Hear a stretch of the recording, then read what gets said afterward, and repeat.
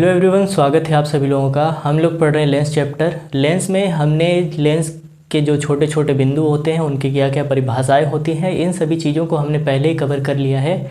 आज हम लोग पढ़ने वाले हैं लेंस के नियम और लेंस द्वारा बनने वाले प्रतिबिंब की स्थितियों के बारे में पढ़ने वाले हैं, चर्चा करने वाले हैं। हमने इससे पहले सब कुछ पढ़ लिया था, बस एक टॉपिक छूट गया था, अवतल लेंस का मुख्य फोकस। हमने उत्तल लेंस का मुख्य फोकस क्या होता है उसे पहले ही परिभाषित कर दिया है, केवल ये बाकी था अवतल लेंस का मुख्य फोकस।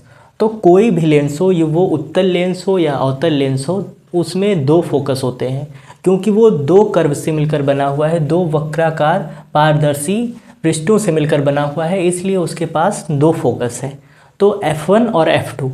तो उत्तल दर्पण के लिए उत्तल लेंस के लिए प्रथम फोकस द्वितीय फोकस की परिभाषा अलग होती है, अवतल लेंस के लिए प्रथम फोकस और द्वितीय फोकस की परिभाषा अलग होती है। तो आज हम इसी पर चर्चा करने वाले हैं।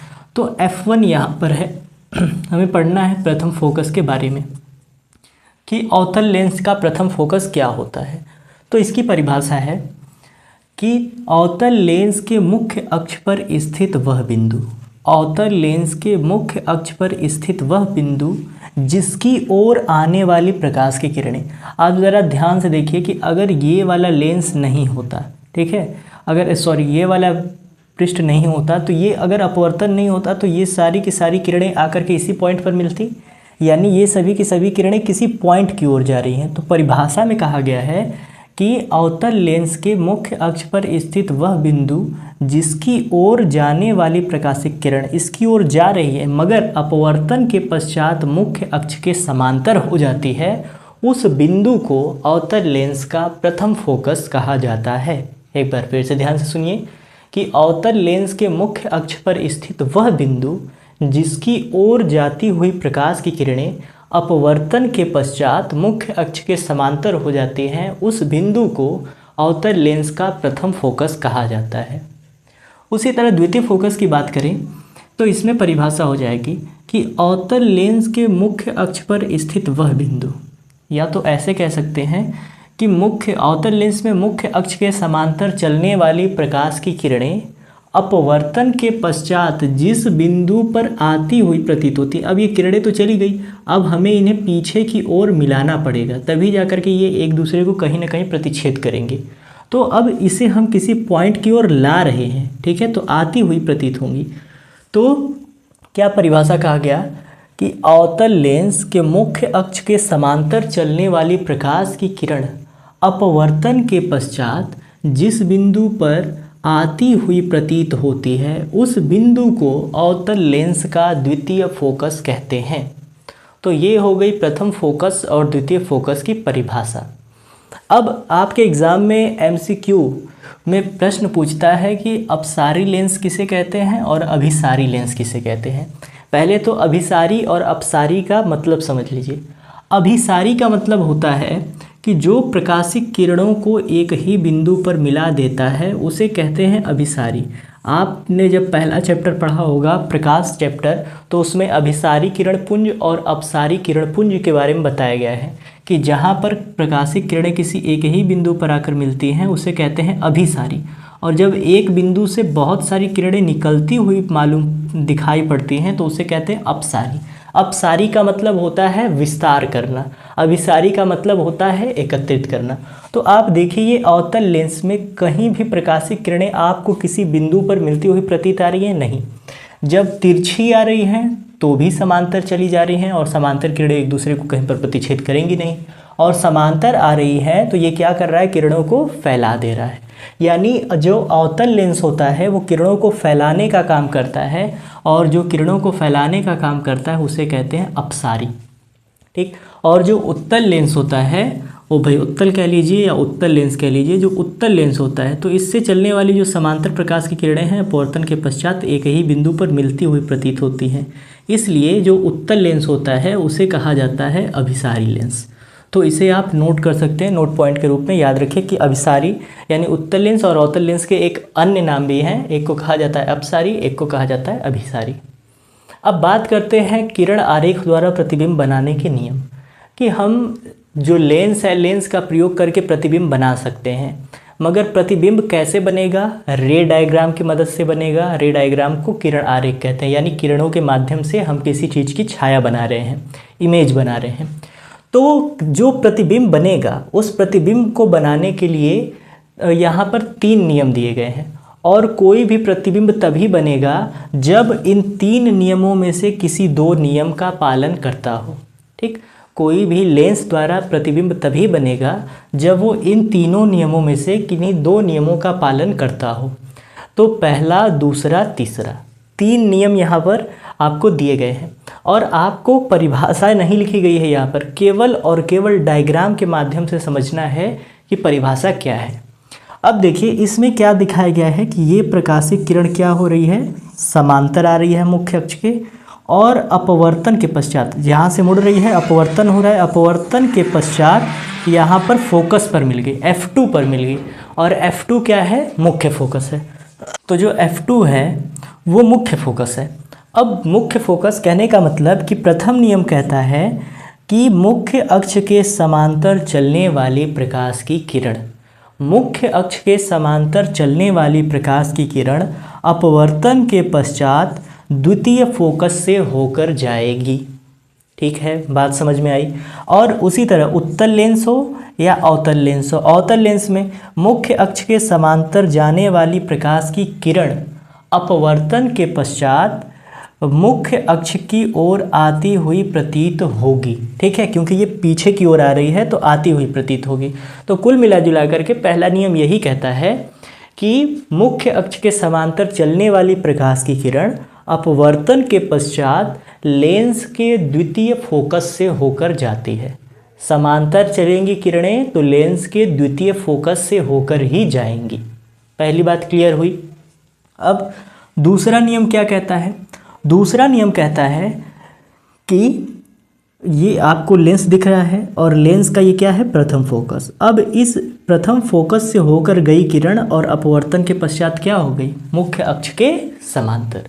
तो दूसरी परिभाषा कह रहा है कि लेंस के प्रथम फोकस से होकर जाने वाली प्रकाश की किरण। डायग्राम देखकर चीज़ों को याद कीजिए। ठीक है, इस तरह फिजिक्स बहुत आसान हो जाती है, बहुत सरल हो जाती है। कई बार क्या होता है कि अगर इसी चीज़, ये जो यहाँ पर डायग्राम आपको बनाया गया है, अगर डिटेल में कोई व्यक्ति आपको लिखवाएगा तो कम से कम इसके बारे में आपको 6-7 लाइनें लिखनी पड़ेंगी, जबकि आप चाहेंगे तो केवल एक डायग्राम बना दिया और डायग्राम के अनुसार इसकी परिभाषा देते जा रहे हैं। तो 5-6 लाइनों से अच्छा है कि हम एक अच्छा सा डायग्राम बनाएं और उस डायग्राम की इस मदद से चीज़ों को डिफाइन करें, परिभाषित करें। तो यहाँ पर भी वही किया गया है कि देखिए जो किरण है वो फोकस से जा रही है, प्रथम फोकस से जा रही है और अपवर्तन के पश्चात समांतर हो गई। इसमें भी दिखाया गया है कि ये जो किरण है वो प्रथम फोकस की ओर जा रही है। ठीक है, किसकी ओर जा रही है? प्रथम फोकस की ओर, मगर अपवर्तन के पश्चात क्या हो गई? समांतर हो गई। तो चाहे उत्तल लेंस हो या अवतल लेंस हो, तो द्वितीय नियम कहता है कि लेंस के प्रथम फोकस से होकर जाने वाली प्रकाश की किरण मुख्य अक्ष के समांतर हो जाती है, अपवर्तन के पश्चात मुख्य अक्ष के समांतर हो जाती है। वही अगर दूसरा नियम किसके लिए बताया जाए? अवतल लेंस के लिए, तो आप इसे ऐसे कहेंगे कि द्वितीय नियम कहता है अवतल लेंस के लिए कि प्रथम फोकस की ओर जाने वाली प्रकाश की किरण किसकी ओर जा रही है? प्रथम फोकस की ओर, अपवर्तन के पश्चात मुख्य अक्ष के समांतर हो जाएगी। बात समझ में आ गई? क्लियर हो गया? पहले में कहा गया था कि यदि समांतर है तो द्वितीय फोकस से जाएगी, और दूसरा कहता है कि अगर प्रथम फोकस से किरण पास कर रही है तो अपवर्तन के पश्चात कन्फर्म है कि वो मुख्य अक्ष के समांतर हो जाएगी। तो ये हो गया। अब आगे देखते हैं। आगे तीसरा नियम दिखाया गया आपको, प्रकाशिक केंद्र है। ये कौन सा पॉइंट है? सी है, प्रकाशिक केंद्र। यहाँ पर भी सी है, प्रकाशिक केंद्र। कि तीसरा नियम कहता है वो उत्तल लेंस हो या अवतल लेंस हो कि प्रकाशिक केंद्र से होकर जाने वाली प्रकाश किरण में किसी प्रकार का विचलन नहीं होगा। ये तो आप जानते हैं, प्रकाशिक केंद्र की परिभाषा भी वही होती है। तो प्रथम नियम, द्वितीय नियम, तृतीय नियम, तीनों नियम हो गए। फिर से एक बार रिवाइज करते हैं सभी लोग, साथ साथ बोलते जाइए। पहला नियम क्या कहता है कि मुख्य अक्ष के समांतर किरण आ रही है तो अपवर्तन के पश्चात द्वितीय फोकस से जाएगी। मुख्य अक्ष के समांतर आ रही है तो अपवर्तन के पश्चात द्वितीय फोकस से जाएगी। दूसरा नियम यदि प्रथम फोकस से होकर जा रही है तो अपवर्तन के पश्चात मुख्य अक्ष के समांतर हो जाएगी। यदि प्रकाशिक केंद्र से होकर जा रही है तो उसमें किसी प्रकार का विचलन नहीं होगा। तो आपने देख लिया अवतल लेंस के मुख्य फोकस के बारे में, रे डायग्राम के जो रूल्स होते हैं उनको देख लिया। इनमें से किन्हीं दो रूल का यूज़ जब हम करते हैं तब हमें पता चल जाता है कि किसी वस्तु का प्रतिबिंब कैसा बनता है।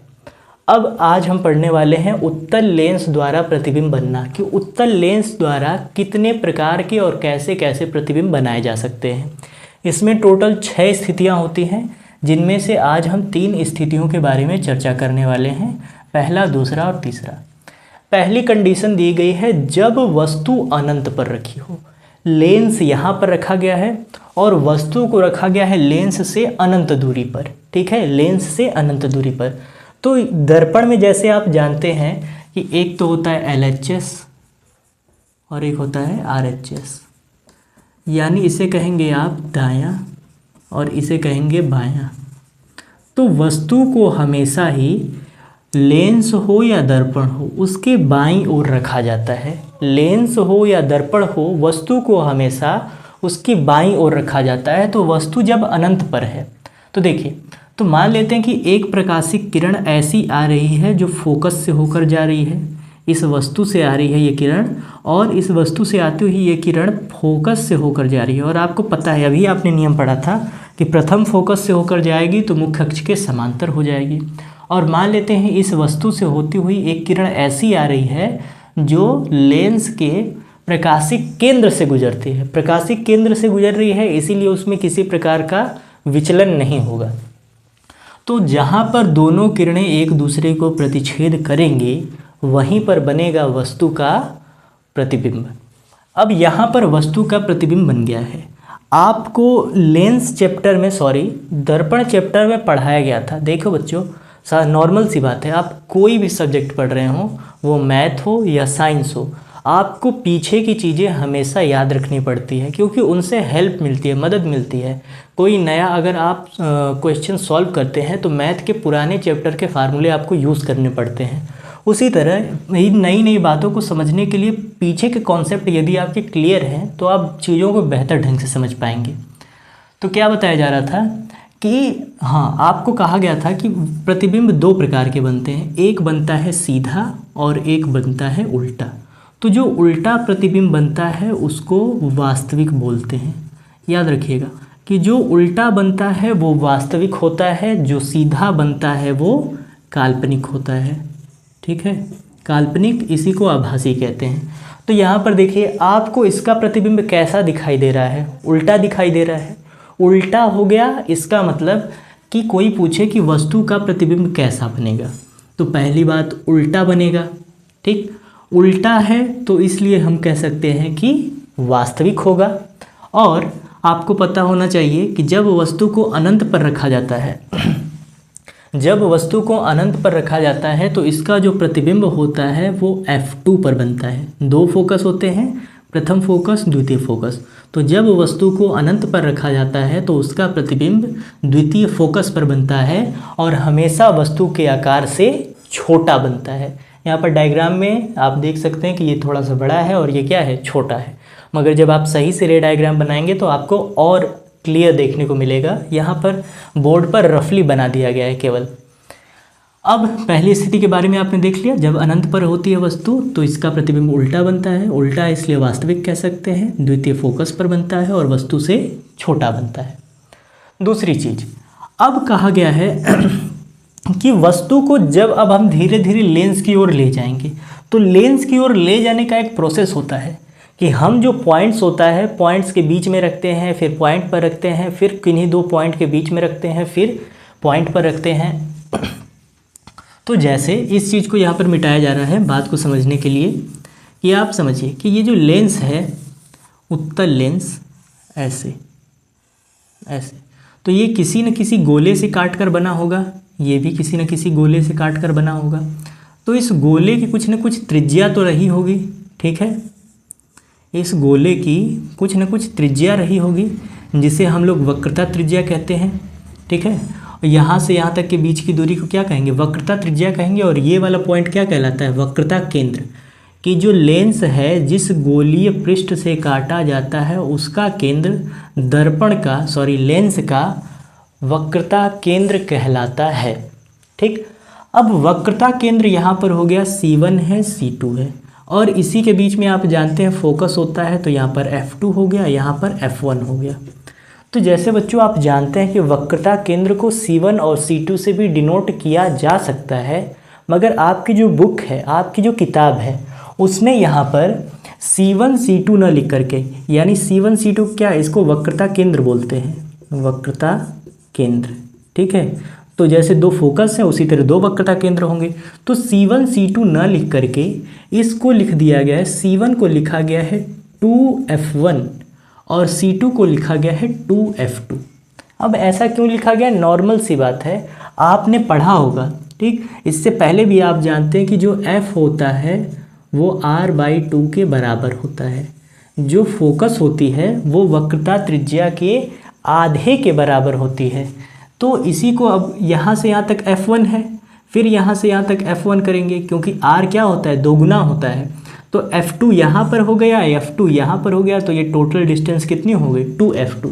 तो जो केंद्र है बच्चों, यहाँ पर समझने के लिए है कि जो केंद्र होता है वक्रता केंद्र, उसको C1 और C2 न कहकर आपकी किताब में उसे 2F1 और 2F2 दे दिया गया है। ठीक है, तो ऐसा नहीं कि कुछ नई चीज़ आ गई है बीच में, आपको लॉजिक लगाने की ज़रूरत है, थोड़ा सा लॉजिक लगाएंगे तो बातों को समझ पाएंगे। अब देखिए आगे बढ़ते हैं।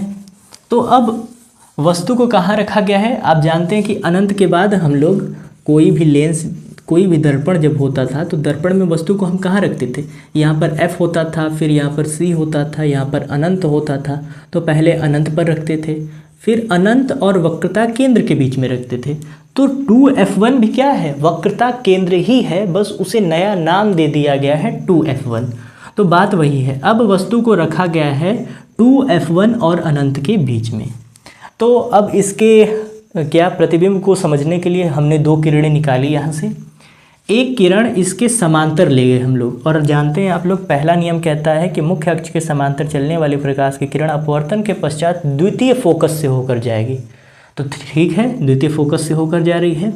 और फिर एक किरण हम लोग ले गए इसके C से, यानी प्रकाशिक केंद्र से, और हमने देखा कि ये जो किरण है एक दूसरे को इस पॉइंट पर प्रतिच्छेद कर रही है।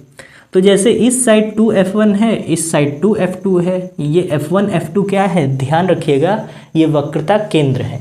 ठीक, तो अब आपको प्रतिबिंब कहाँ देखने को मिल रहा है, पहली बात कि प्रतिबिंब कैसा है, उल्टा है।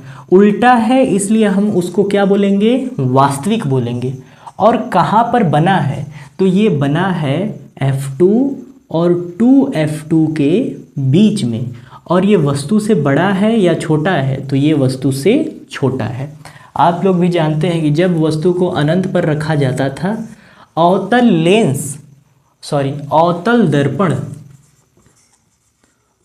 दर्पण में 6 केस होते हैं, वही ठीक 6 केस होते हैं उत्तल लेंस में।